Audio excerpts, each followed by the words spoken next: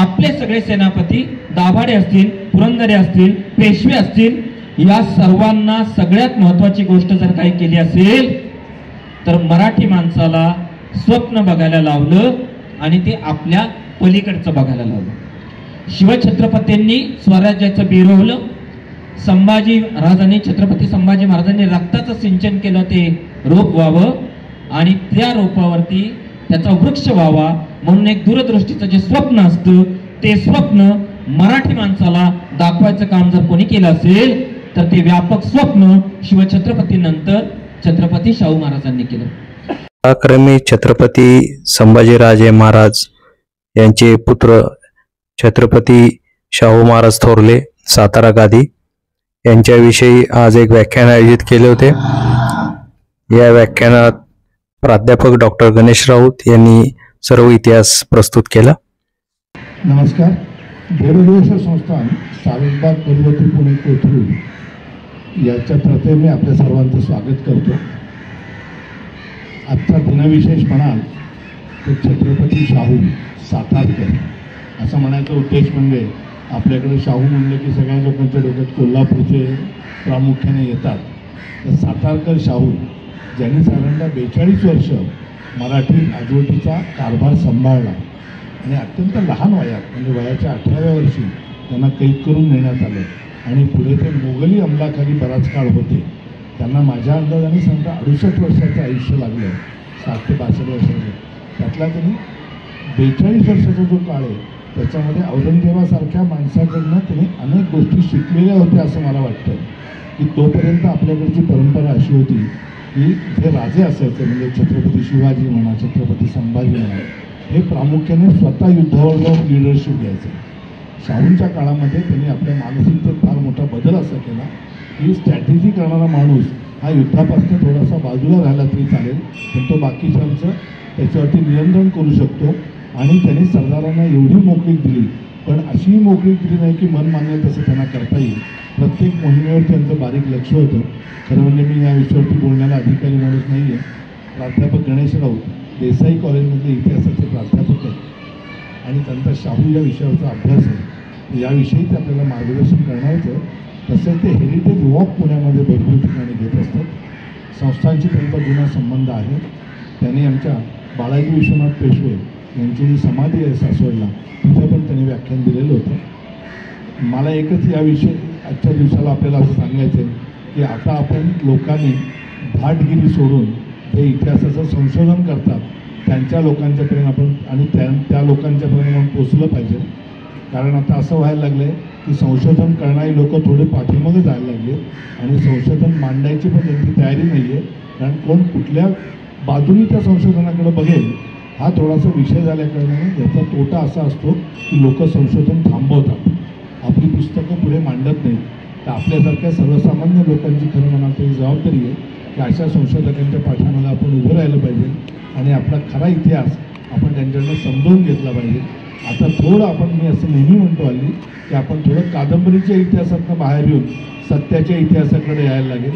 तो किती अप्रिय असू दे, किती वेगळा असू दे, पण तोच आपल्याला स्वीकारावा लागेल. कारण आपण आपला खरा इतिहास जर विसरत गेलो तर आपल्याला काही तळणोपाय नाही, फार नुकसान होत जातं. तसं एकच गोष्ट मी याच्यात नमूद करू इच्छितो की पेशव्यांच्या काळामध्ये एका माणसाचं राज्य नव्हतं, हे कलेक्टिव्ह रिस्पॉन्सिबिलिटीचं राज्य होतं. तरीसुद्धा कर्ज फक्त त्यांचं होतं. हे असं का व्हायचं याच्यावरती थोडं संशोधन होणं आवश्यक आहे. तसंच आता म्हणतो की मराठीशाहीच्या ज्या काही फौजा जिथपर्यंत जाऊन पोचल्या तिथपर्यंत भाग भारतात राहिला, याच्यावरती संशोधन होणं आवश्यक आहे. डाक्का घ्या, चित्तगाव घ्या, तिथपर्यंत आपण काही दुर्दैवाने जाऊ शकलो नाही. म्हणजे नागपूरकर भोसले गेले कुठपर्यंत, कलकत्त्यापर्यंत गेले. त्याच्या पुढच्या प्रांतात आपण जर गेलो नाही किंवा जाऊ शकलो नाही काही कारणामुळे तर तो भाग आपल्याला गमवायला लागला. इतके आपण आपल्या मराठी इतिहास आणि मराठा ही जी लोक इतकी आपण स्ट्रॉंग होतो की प्रत्येक वेळेला आपण केलेल्या म्हणजे तुम्ही इकडच्या वेळेला पंजाबचा सुद्धा अटॅकच्या पलीकडचा पंजाब जर बघितला तर त्या पंजाबमध्येही असंच झालेलं आहे की आपण जिथपर्यंत पोचलो, काश्मीरमध्ये आपण पोचू शकलो नाही. तिथं बहुसंख्येने मुसलमान लोकांची राज्य झाली आणि त्या लोकांनी धारिष्ठाने आपल्याला फसवलं म्हणा किंवा आपल्या राजवटीने ताब्यात घेतलं. हा एक विचार करण्यासारखा त्यातला भाग आहे. आणि एवढी उदासीनता आपल्या लोकांच्या मध्ये काय यावी याच्याबाबत मी तुमच्यापुढे फक्त दोनच प्रश्न मांडणार आहे की पेशव्यांचा पराभव करण्यासाठी आलेली फौज ही श्रीरंगपट्टमवरून आली होती. श्रीरंगपट्टम जे इथली वडगावची लढाई किंवा पुढच्या ज्या आष्टीची लढाई झाली, सेनापती बापू गोखले त्याच्यात वीरमरण प्राप्त झाले, तिथपर्यंतचा अंदाज जर आपण लक्षात घेतला तर त्या काळामध्ये हा होणारा प्रवास हा साधारणतः माझ्या अंदाने 1300 ते 1400 किलोमीटरचा होता. पण त्यांना कुठेही विरोध झाला नाही. तर ही उदासीनता का लोकांच्यामध्ये यावी हा एक खरं विचार करण्याचा आणि सोशल सायन्सचा अभ्यास करण्यासारखा आहे. तशा उदासीनेने जर आपण राहिलो तर आपले पराभव नक्की असतात. त्यामुळे आपण आपल्यापासून प्रयत्न केला पाहिजे असं मी मानतो. मी प्राध्यापक गणेश राऊत यांना विषय विनंती करतो की त्यांनी आपला विषय मांडावा. खरं म्हणजे भागवत साहेब ज्या संस्थेमध्ये असतात तिथली इतिहासाच्या व्याख्यानाचं निमंत्रण स्वीकारणं हे भयंकर धाडसाचं असतं हे मला आत्ता कळलं. त्यामुळे इथून पुढे जरा काळजी घेतली पाहिजे. माझ्या वडिलांनी मला लहानपणी या भागामध्ये पहिल्यांदा आणलं होतं आणि भागवत साहेबांचा फोन आल्याबरोबर मी हे निमंत्रण एवढ्यासाठी स्वीकारलं की गणेशाच्या चरणी आपली सेवा रुजू झाली पाहिजे. म्हणून मी पुढचा मागचा विचार न करता हे स्वीकारलं. तत्पूर्वी भागवत साहेबांचं व्याख्यान कधीच ऐकलेलं नव्हतं, नाही तर मग मी विचार केला असता. भागवत साहेबांनी त्यांच्या भाषणामध्ये जो मुद्दा उपस्थित केला, एक महत्त्वाचा मुद्दा म्हणजे आपल्याकडे असं म्हटलं जातं, रानकेनी असं म्हटलंय, नो डॉक्युमेंट्स नो हिस्ट्री असं मानणारा एक वर्ग आहे. भारतासारख्या देशामध्ये जर कागदपत्र नसतील, काही पुरावे नसतील तर इतिहास लिहिणं याच्यासाठी काही गोष्टींचा आपल्याला आधार घ्यावा लागतो. दरवेळी नो डॉक्युमेंट्स नो हिस्ट्री असं करून आपल्याला चालत नाही. त्याचं कारण तुम्हाला सांगतो. मी माझ्या लग्नाचा खर्च देऊन ठेवला. माझ्या लग्नाला 25 माणसं उपस्थित होती. एवढा खर्च झाला, असं केलं तसं केलं, हे केलं ते केलं, असं सगळं लिहिलं. अजून 100 वर्षांनी किंवा अजून 25 वर्षांनी इथे गणेश कुटवड बसलेले आहेत, परब आहेत, हे इतिहास संशोधक होणार आहेत पुढे मोठे. यांना माझ्या लग्नाचे कागद सापडले तर ते असं लिहितील, राऊत सरांनी लग्नाचा सगळा खर्च केला परंतु राऊत सरांनी पोशाखावरती खर्च केलेला दिसत नाही, कारण तो मला पोशाख दुसरीकडून आलेला होता, म्हणजे माझ्या मिसेसने मला घेऊन दिला होता, त्यामुळे तो खर्चामध्ये लिहिलेला नाहीये. तर मग राऊत सरांनी लग्नामध्ये पोशाख घातला होता का नाही असा एक प्रश्न निर्माण होईल. त्यामुळे कुठलंही तत्वज्ञान किती ताणायचं हा एक महत्त्वाचा भाग असतो. त्यामुळे दरवेळी नो डॉक्युमेंट्स नो हिस्ट्री हा नियम भारतासारख्या देशाला लागू करणं हे अनेकदा अडचणीचं होऊन बसतं. काही गोष्टी समजून घ्याव्या लागतात. माझा प्रवास गोडसे भटजींनी जे पुस्तक लिहिलेलं आहे, कित्येक वर्षांनी त्यांनी त्या आठवणी लिहून ठेवल्या. पारावरती बसायचे, आठवणी सांगायचे, त्या छापल्या गेल्या त्यांच्या मृत्यूनंतर, म्हणजे 50 वर्षांनी जवळजवळ. त्या नरफाटकांनी क्रॉस चेक केल्या इंग्रजांच्या इतिहासाच्या पुस्तकामध्ये आणि आश्चर्याचा धक्का असा बसला, शास्त्री बुवांनी कितीतरी आठवणी ज्या सांगितलेल्या होत्या त्या हुबेहूब जुळत होत्या. म्हणजे स्मरण खरं म्हणजे डॉक्युमेंट नंतर झालं, स्मरणाच्या आधारे अगोदर सांगितलं आणि केवळ भारताचार्य वैज्ञानिकच्या आठवणीनुसार त्यांनी लिहून ठेवलं ते. म्हणून आपल्याला अख्ख्या भारतातलं पहिलं 1857चं एक डॉक्युमेंट मिळू शकलं. त्यामुळे भारताच्या इतिहासाचा विचार करत असताना, पेशव्यांच्या इतिहासाचा विचार करत असताना, मराठ्यांच्या इतिहासाचा विचार करत असताना पुरावे हा एक महत्त्वाचा घटक आपल्याला नेहमी लक्षात घ्यावा लागतो.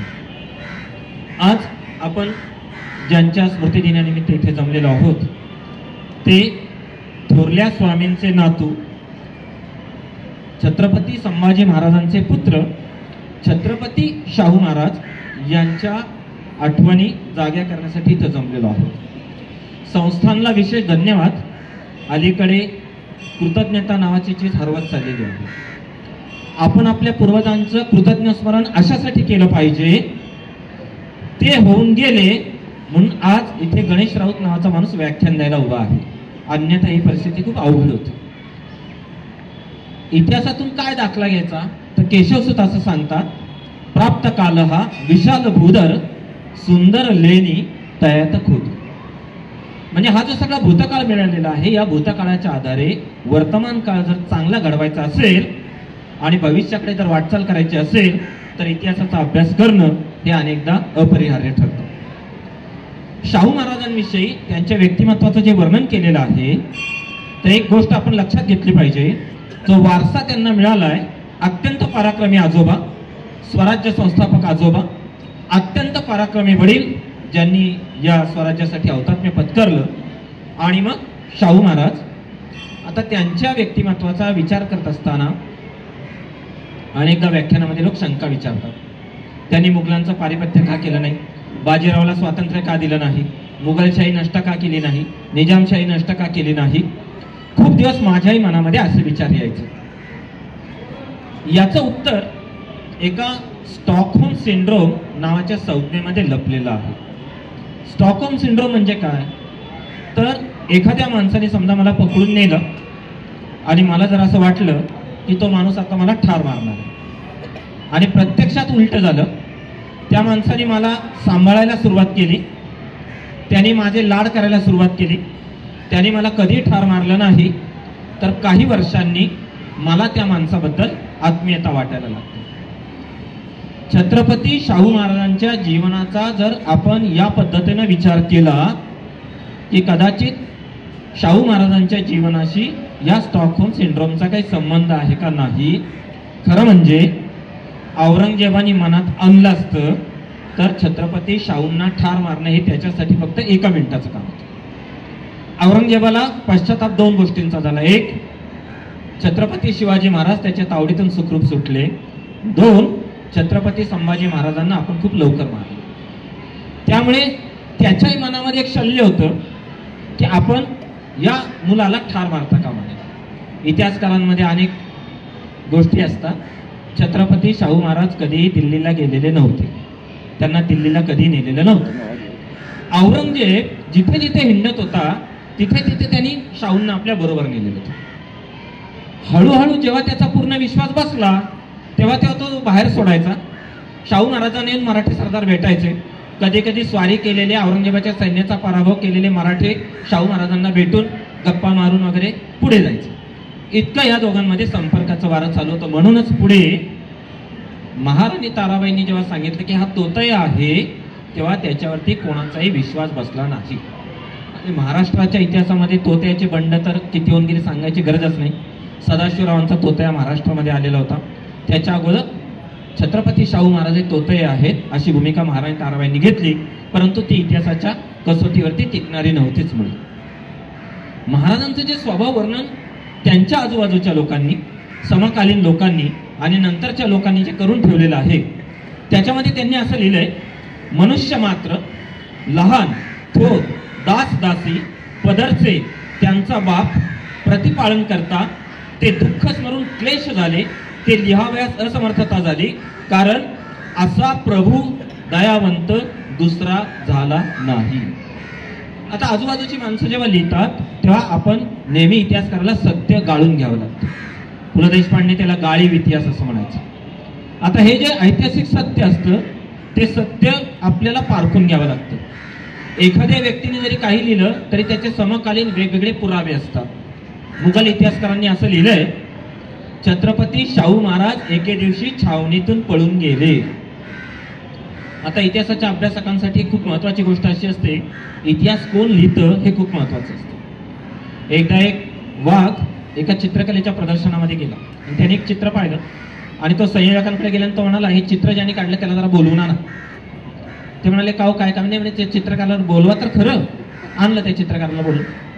समोर तो वाघ म्हटलं तर हा बिचारा थरथरच कापत होता.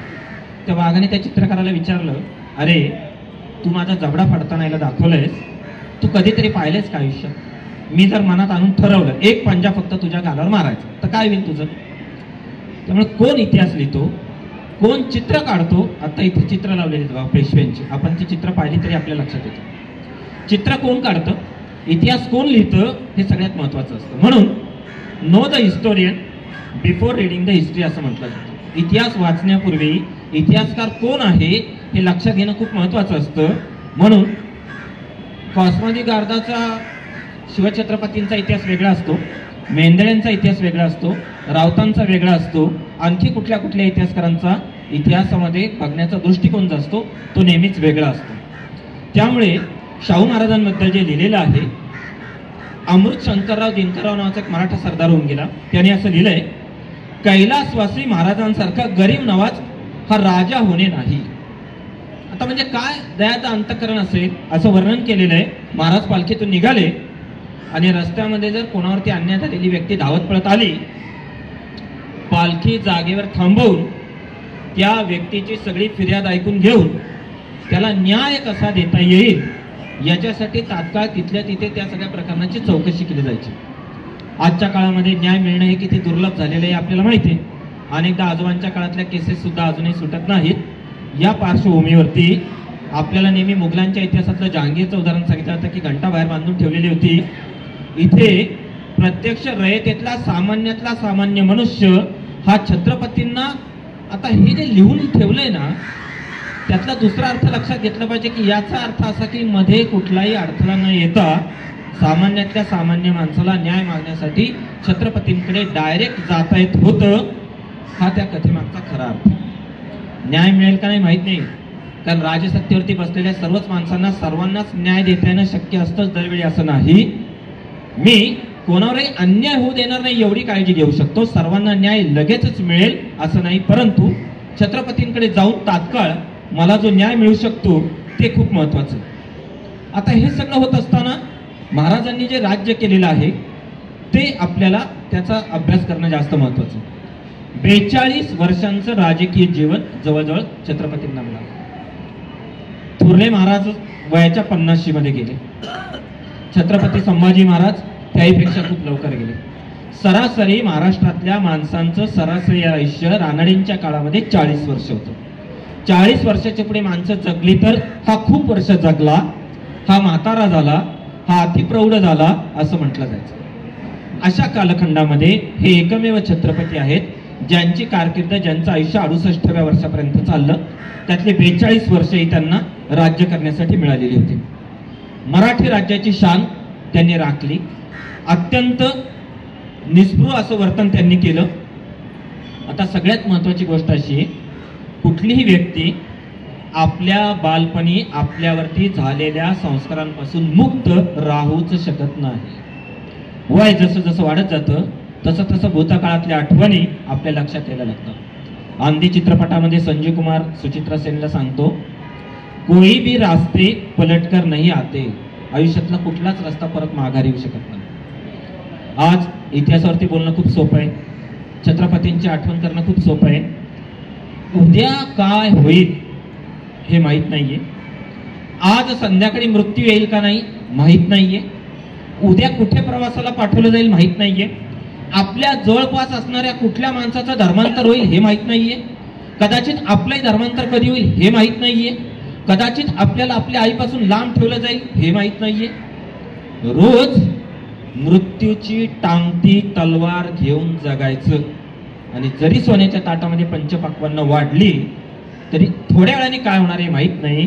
अशा कालखंडामध्ये स्वतःचं आयुष्य ऐन उमेदीतलं हे औरंगजेबाच्या छावणीमध्ये राहणं ही काही सोपी गोष्ट नाही. ज्यांचा जन्मच मुळे राजघराण्यामध्ये झालेला आहे अशा लोकांच्या वाट्याला जे दुःख आलेले आहेत आज इथं उद्या तिथे, ही दुःख काय असतात, ज्याने राजघराणं लहानपणी पाहिलेलं आहे. रायगडावरती जिथे प्रत्यक्ष शिवप्रभूंचा संचार झाला ते सगळं वैभव पावलेल्या मुलाच्या नशिबामध्ये जेव्हा हे दिवस येतात तेव्हा त्याची मानसिक जडणघडण काय होत असते. आज याची चर्चा करणं खूप सोपं आहे, परंतु मानसिक अवस्था लक्षात घेतली पाहिजे. मुघलांच्या कैदेतून सुटका झाल्यानंतर आयुष्यातला सगळ्यात महत्वाचा काळ जर कोणाशी झगडा करण्यात गेला असेल तर तो फक्त आप्त स्वकीयांशी गेला.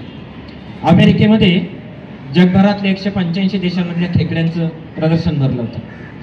जगभरातून सगळ्या खेकड्यांच्या पेट्या मागवल्या. सर्व देशांच्या पेट्या ह्या पॅकबंद होत्या. फक्त भारताची पेटी उघडी होती. अमेरिकेच्या विमानतळावरचा एक अधिकारी धावत पळत मराठी माणसाकडे गेला. अधिकाऱ्याला सांगला, हो तो मराठी अधिकारी तिथं निवांत खुर्चीमध्ये बसलेला होता. अहो धावत पळत चला तुमची पेटी उघडी. तो मला काही काळजी करू नका, पेटी उघडीच आणली होती भारतातून, परत हे भारतात उघडीच नेणार. तो म्हणाला कसं काय? म्हणाले एक खेकडा वर चढायला लागला की दुसरा त्याचा पाय खाली ओढतो. अजिबात एकही खेकडा पेटीच्या बाहेर जाणार नाही, तुम्ही काही काळजी करू नका. जेवढे आणलेले तेवढे मोजून मी भारत सरकारला परत करणार आहे. सांगायचा महत्वाचा मुद्दा असा की आप्त स्वकीयांशी लढणं हे सगळ्यात दुःखदायक असतं. एक वेळ परकीय शत्रू परवडले. कालपर्यंत आपण ज्यांच्याबरोबर एकत्र राहिलो, एका ताटामध्ये आपण जेवलो, ज्यांना आपण आपल्या लहानपणी पाहिलं, ज्यांनी आपले लहानपणी लाड केलेले आहेत, अशाच व्यक्तींबरोबर स्वराज्यासाठी उभा दावा पत्करणं ही अजिबात सोपी गोष्ट नसते. जवळच्या लोकांशी लढणं सगळ्यात अवघड काम असतं. ते त्यांना करावं लागलं.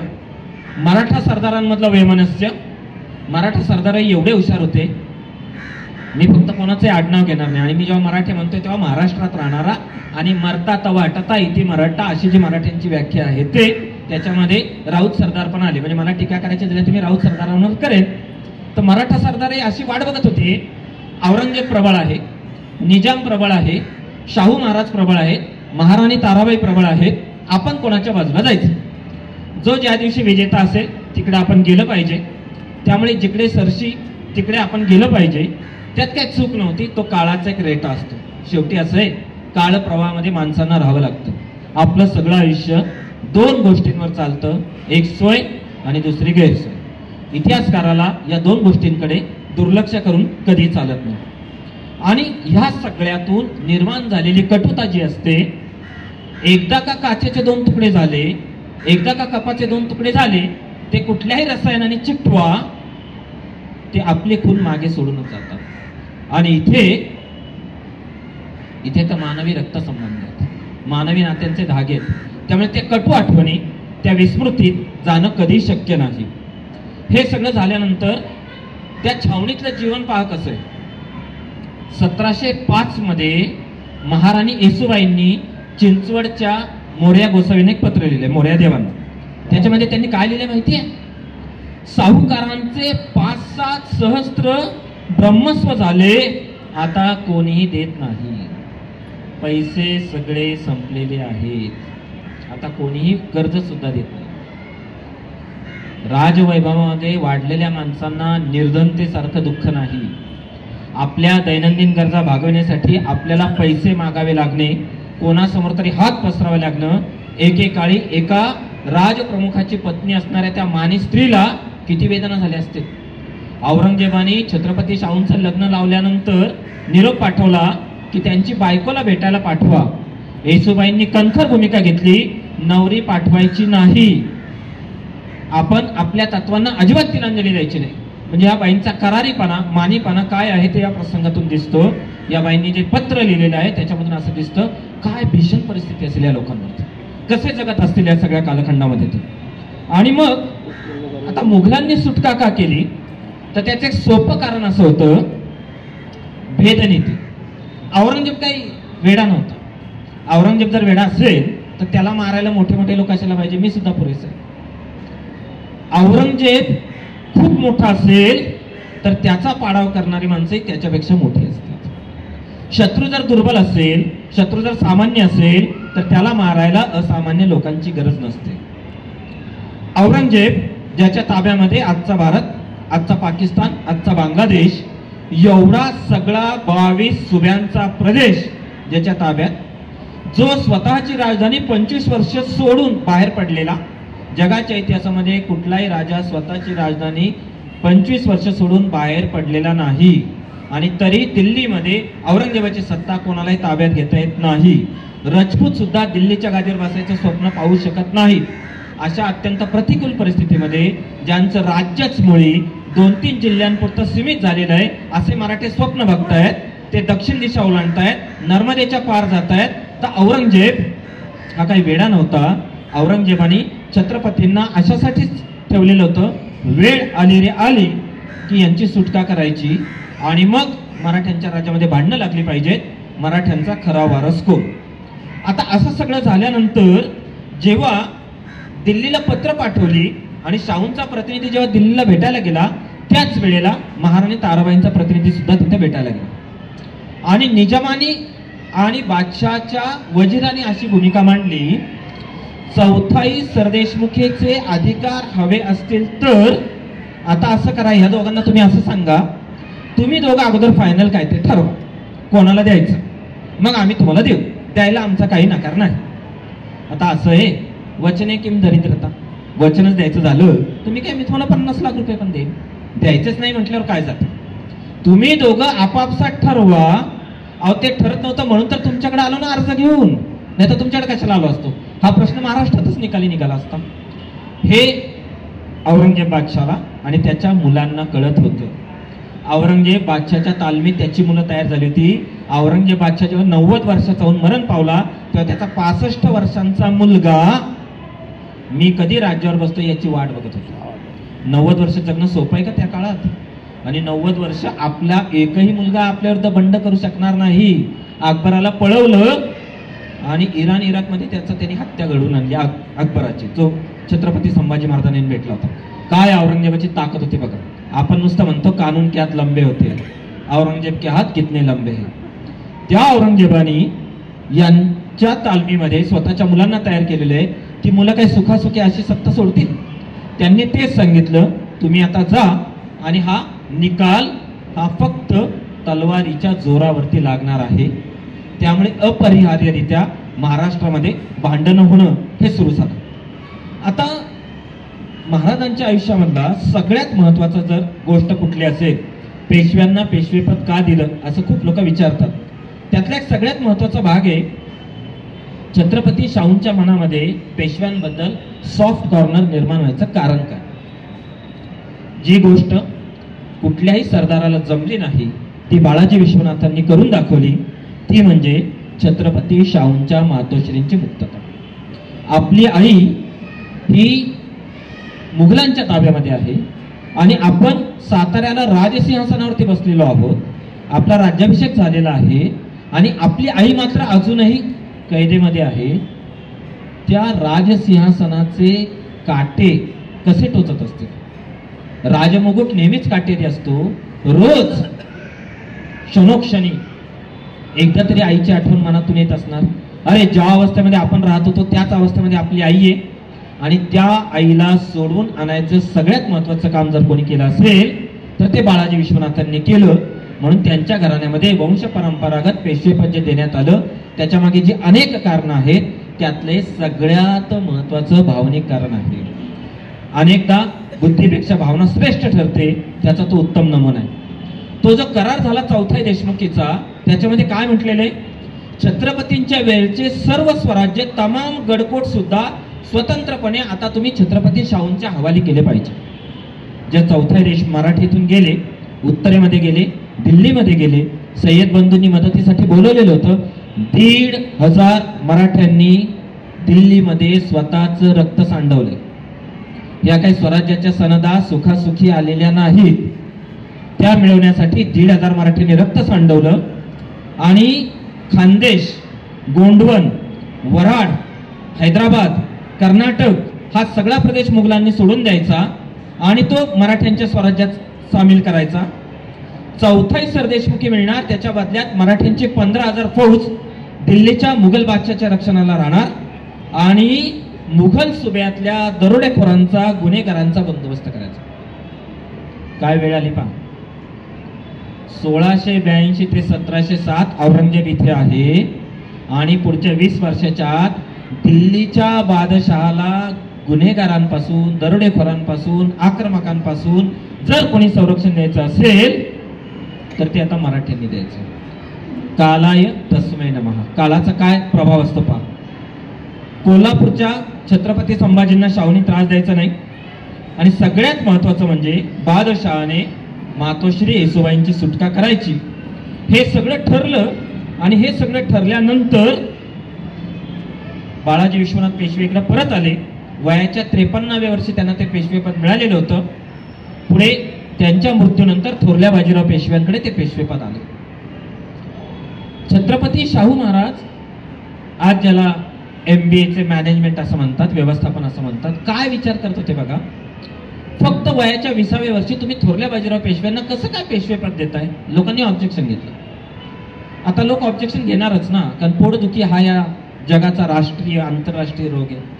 दुसऱ्या कोणालाही जर काही चांगलं मिळालं तर मला त्रासच होणार. एकदा देव मला प्रसन्न झाला आणि तो म्हणाला, माग तुला काय मागायचं ते. पण माझी एक अट आहे. देव म्हणाला, तू जे मागशील त्याच्या दुप्पट तुझ्या शेजारच्याला मिळेल. मग मी काय मागणार? तर थोरल्या बाजीराव पेशव्यांनी का नेमलं ते काय सांगतात बघा.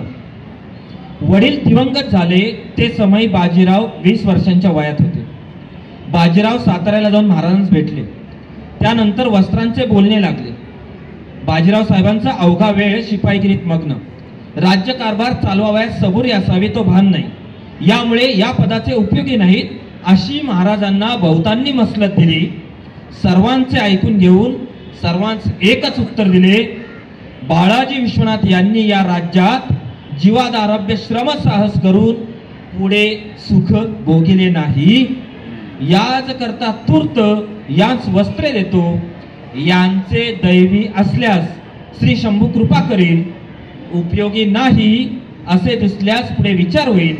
अशी श्रीदेवाची प्रार्थना करून महाराजांनी बाजीराव साहेबांस वस्त्र दिले. त्यांच्यातली माणुसकी, त्यांच्यातली आपुलकी आणि सगळ्यात महत्वाचं म्हणजे एकदा का एखाद्या माणसावर ते विश्वास टाकला की कधीही त्याला अंतर द्यायचं नाही.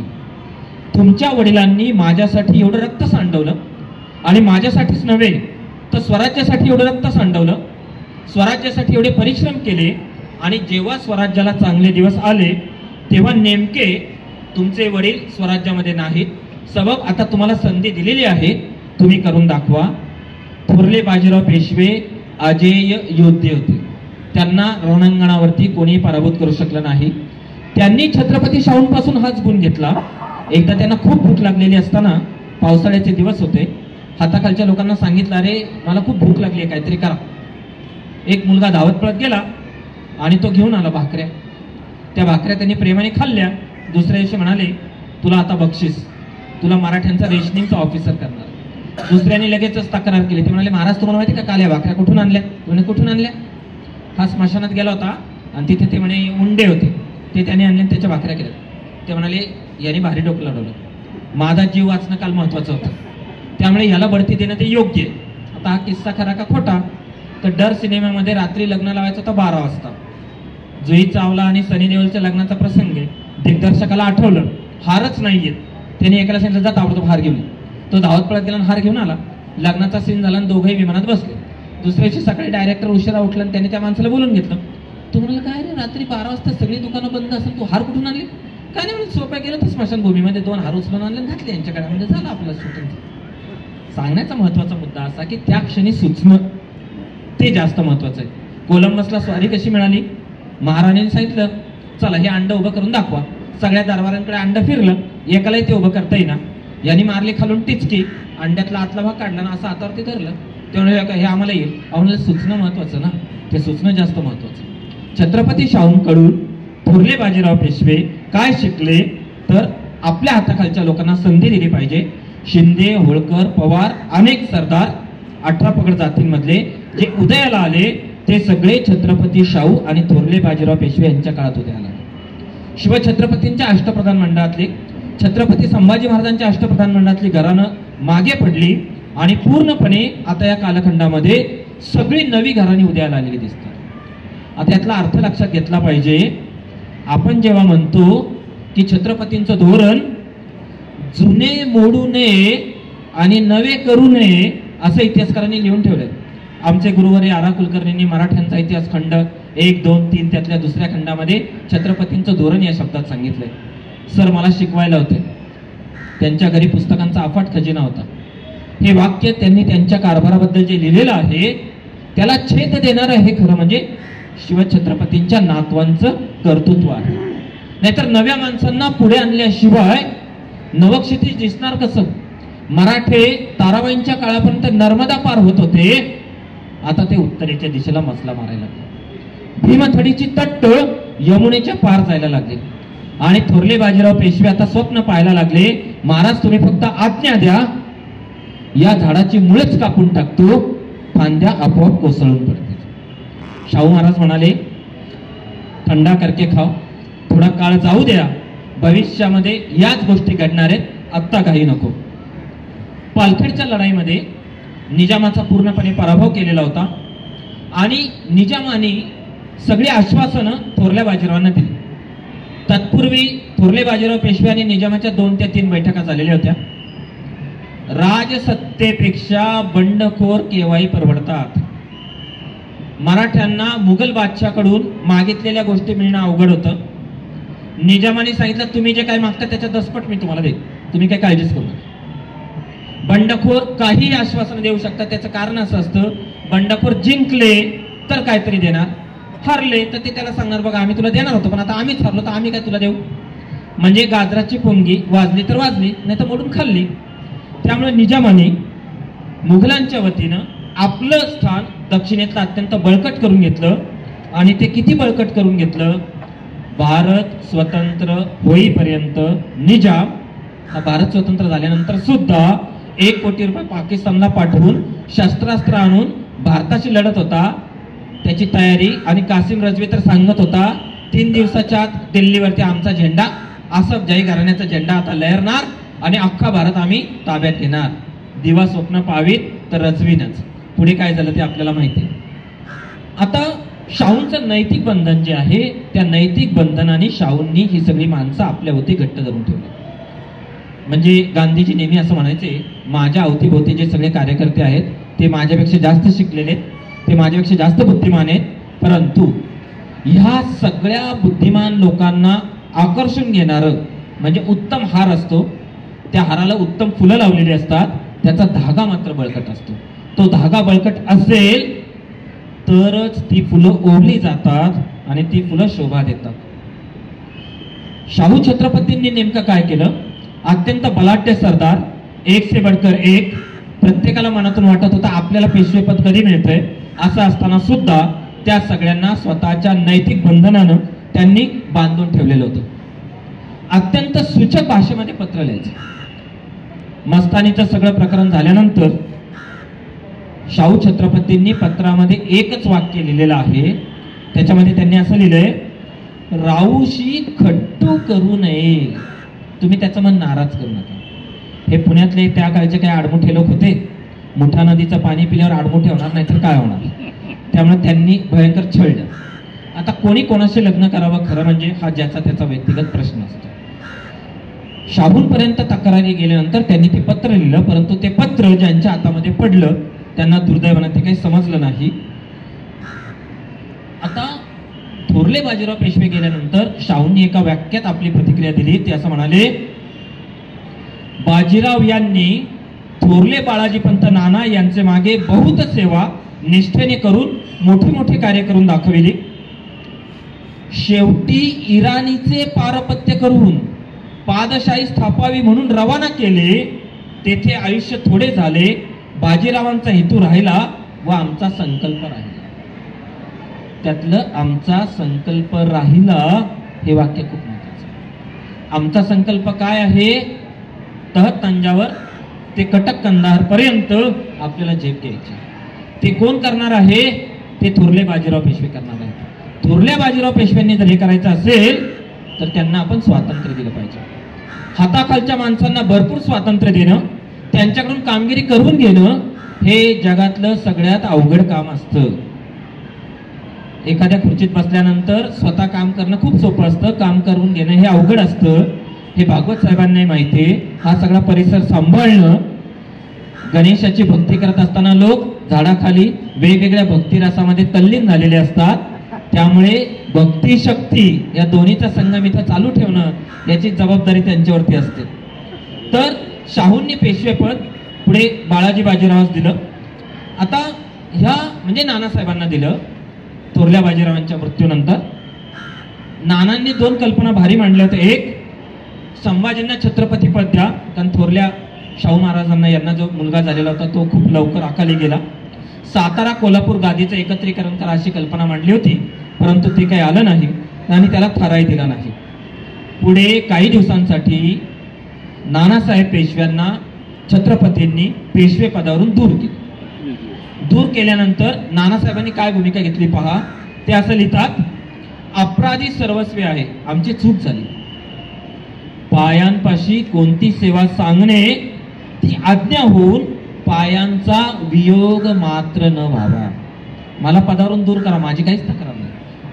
महाराज, तुमच्या चरणांची सेवा मला जी करायची ना त्याच्यापासून मला दूर करू नका. शिवछत्रपतींच्या वेळेला रायगड बांधून झाल्यानंतर रायगड बांधणारे हिरोजी इंदलकर म्हणतात, महाराज त्या पायरीला नाव द्या म्हणजे तुमच्या पायाची धूळ आमच्या मस्तकावरती पडेल. तीच भूमिका नानासाहेब इथे घेतात. तुमच्या चरणांपासून आम्हाला दूर जाऊ देऊ नका. हा जो सगळ्यात महत्वाचा भाग आहे तो तिथे आपल्याला दिसतो. हे सगळं करत असताना या दोघांनाही स्वातंत्र्य दिल्यानंतर ते असं म्हणतात की निजाम उल मुल्क जो आहे त्या निजाम उल मुल्कचा संपूर्ण नायनाट करण्याची भूमिका त्यांनी घेतली. चिमाजी अप्पांनी वसईला पोर्तुगीजांचा पराभव केला. जगाच्या इतिहासामध्ये पोर्तुगीजांचा पराभव करणारी सगळ्यात महत्वाची सत्ता आणि एतद्देशीय सत्ता जर कुठली असेल तर ती मराठ्यांची. मी मगाशी छत्रपतींचं सलगी देणे कैसे असे असं जे थोरल्या महाराजांचं वर्णन केलंय तेच यांचं आणि तेच बाजीरावांचं. वसईच्या मोहिमेमध्ये बाजी भिवराव रेठरेकर मारले गेले. बाजीराव साहेब उत्तरेमध्ये होते. त्यांनी तिथून बाजी भिवराव रेठरेकरांच्या मातोश्रींना पत्र लिहिलं. पत्रामध्ये लिहिलंय, मातोश्री साहेब, जो गेला तो बाजीराव बल्लाळ पेशवे, जो मागे उरलाय तो बाजीराव भिवराव. मातोश्री, मला तुमचा बाजीराव समजा. राज्याचा सर्वोच्च प्रमुख आपल्या सैन्यातला आपला एक मित्र युद्धावरती मारला जातो आणि त्यांच्या मातोश्रींना जे पत्र लिहितो त्या पत्रामधली ही भाषा. माणसं आजूबाजूच्या लोकांकडून शिकत असतात. साहेबाकडून शिकण्याच्या दोन गोष्टी असतात, एक कसं वागावं, एक कसं वागू नये. साहेब दोन गोष्टी कायम शिकवत असतो. शिकायचं का नाही हा ज्याचा त्याचा भाग असतो. काही नर्मदेतले गोटे असतातच.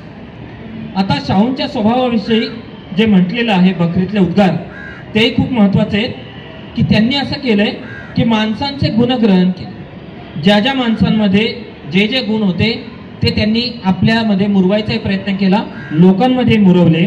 त्यांची राजमुद्रा पहा काय ते असं लिहितात, वर्धिष्णू विक्रमो विष्णू सा मूर्तिरिव वामनी शंभू सु नोरसौ मुद्रा शिवराजस्य राजते. माझ्यासारखी वामन मूर्ती म्हणजे सर्वव्यापी दिव्य शक्तीचा एक भाग आहे. म्हणजे मी परमेश्वरी शक्तीचा एक अंश आहे असं मुद्रेमध्ये लिहून ठेवलं. एवढ्या मोठ्या राज्याचा स्वामी आणि राज्य पालकाची भूमिका काय आहे तर मी त्या परमेश्वराचा अंश आहे. माझी भूमिका ही तशी आहे हे आपल्याला त्यांच्या बाबतीमध्ये दिसून येतं. आता राजकारणामध्ये जाऊया आणि माझं भाषण मी तुम्हाला सुरुवातीला सांगायचं राहिलं, बरोबर 6:45 सुरू झालं, ते 7:30 संपणार आहे. कदाचित ते 7:29 संपेल. सगळ्यात महत्वाची गोष्ट आहे की खूप इतिहासकारांचा असा एक आक्षेप असतो, मराठ्यांनी उत्तरेत जायची काय गरज पडली होती, अगोदर दक्षिण ताब्यात घेतली पाहिजे. इतिहासकार त्र्यंबक शंकर शेजवलकरांनी सुद्धा याच मुद्द्यावरती भर दिलेला आहे. मनुष्य जो कुठलाही निर्णय घेतो त्याच्या मागे कित्येकदा आपल्याला दिसत असलेली कारणं आणि काही वेळा त्याच्या पलीकडची एक परिस्थिती ही जी आपल्या कक्षेच्या पलीकडे असते ती असते. इथे दक्षिणेतच मुळातच घर सुरक्षित नाही.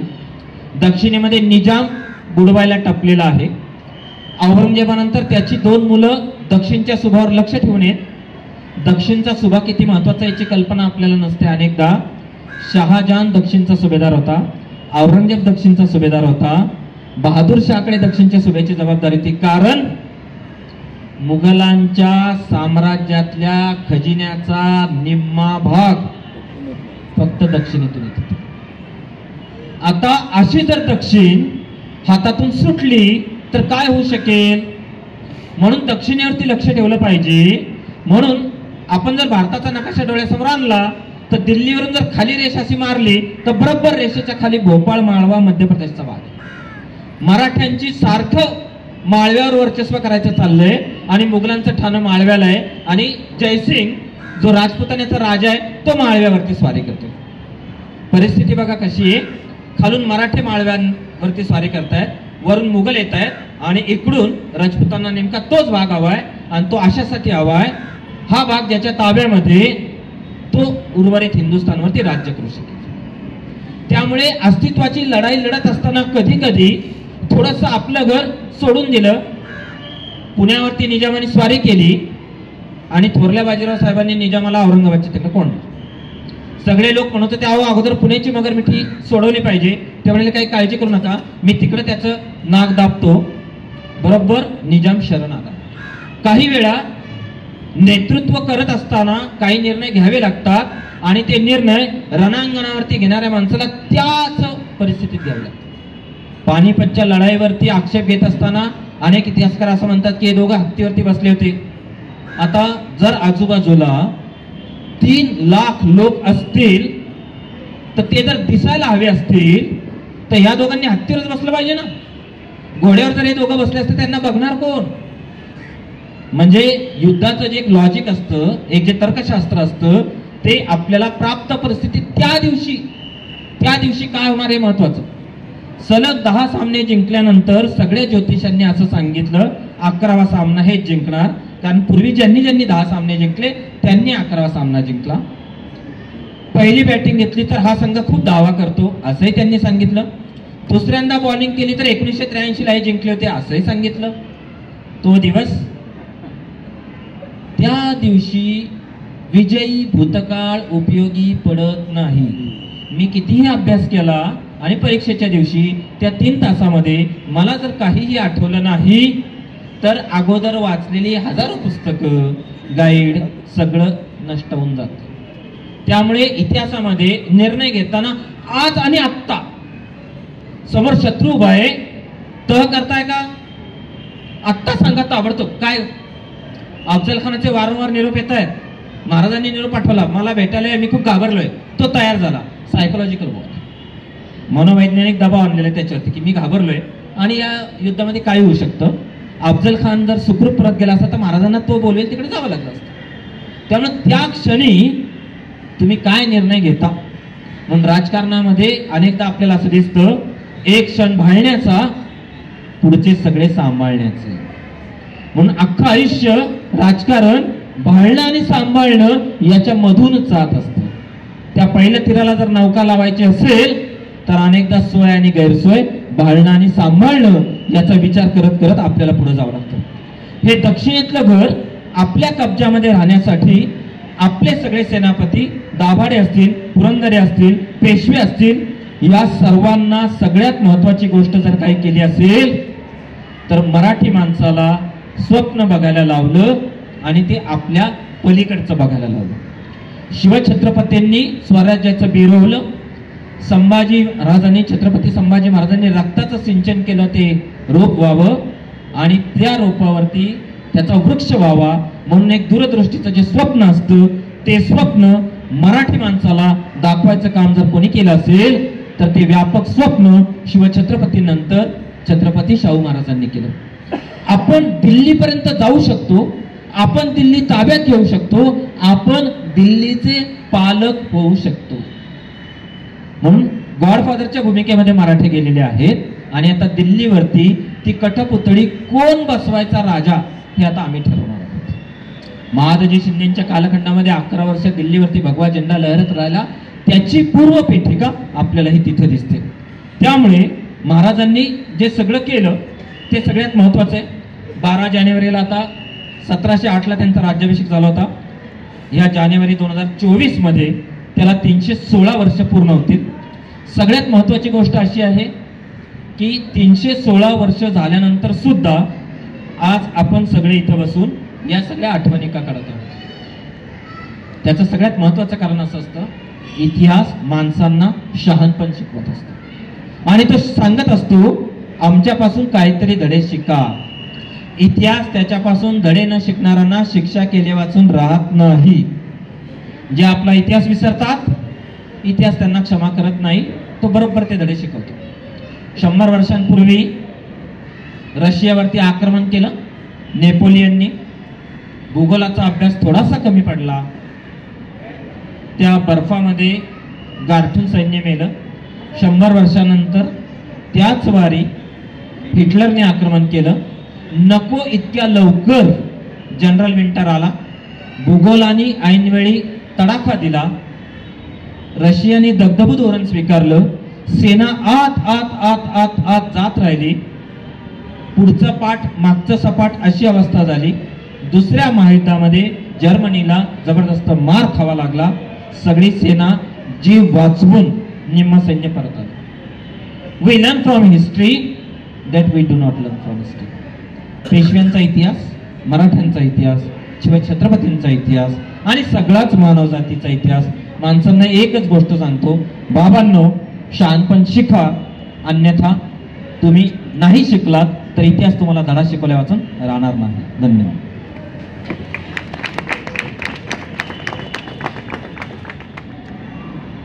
आपल्या संस्थांतर्फे आपण पहिल्यांदा सरांचा सत्कार करूया, नंतर मी समारोपाची होईल.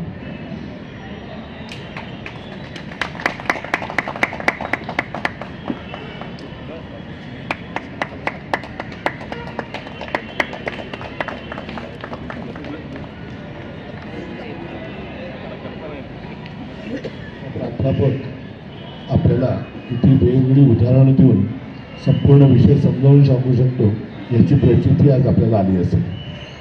हा एका दुर्लक्षित राजाचा इतिहास आहे असं आम्ही नेहमी म्हणतो की शाहूंनी केलेलं कार्य खरं इतकं मोठं होतं की ते कार्य आपण वारंवार उद्धृत करत जर गेलो तरच आपल्याला त्यातले एवढे पैलू माहिती असतात. नेहमी असं म्हणतात की आता काय त्याचं उपयोग आहे, जयंती आणि पुण्यतिथी का करावी.